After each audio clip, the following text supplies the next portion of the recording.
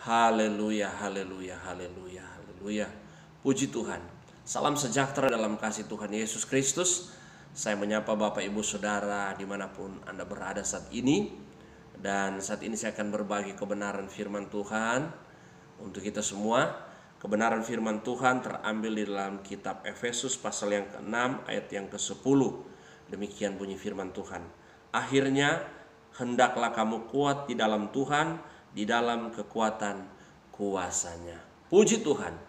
Rasul Paulus dia menyampaikan firman Tuhan ini kepada orang-orang percaya yang ada pada waktu itu, kepada mereka yang sudah menerima Yesus sebagai Tuhan dan Juru Selamat.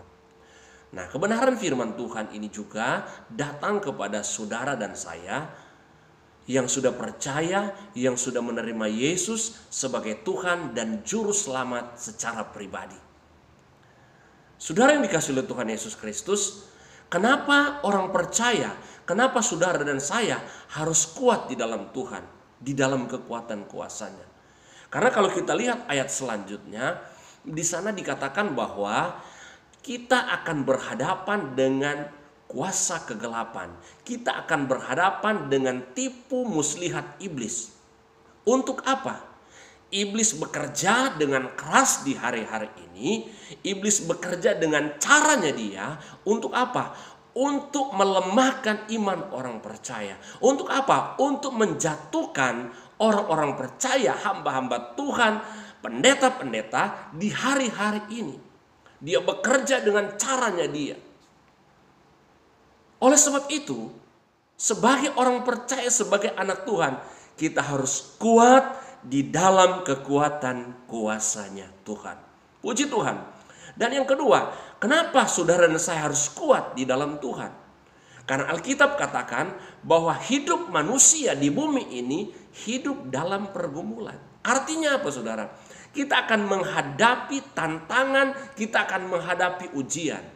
Oleh sebab itu, kita harus kuat di dalam kekuatan kuasanya. Sehingga ketika ada masalah, ketika ada beban berat, ketika ada tekanan, ada tantangan, kita mampu dan sanggup untuk menghadapi semua itu. Kenapa? Karena kita kuat di dalam kekuatan kuasanya Tuhan. Haleluya.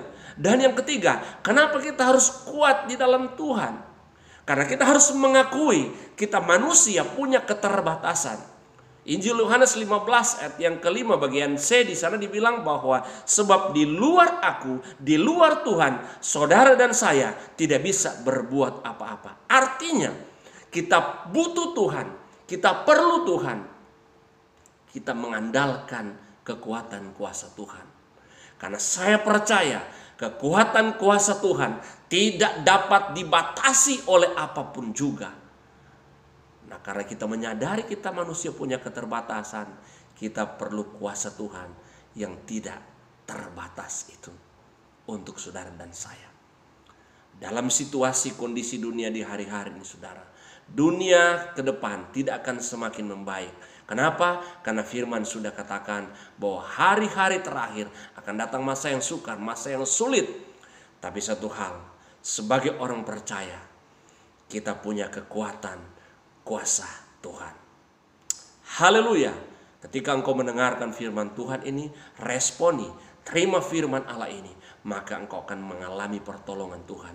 Engkau akan mengalami mujizat Tuhan di dalam kehidupan saudara dan saya.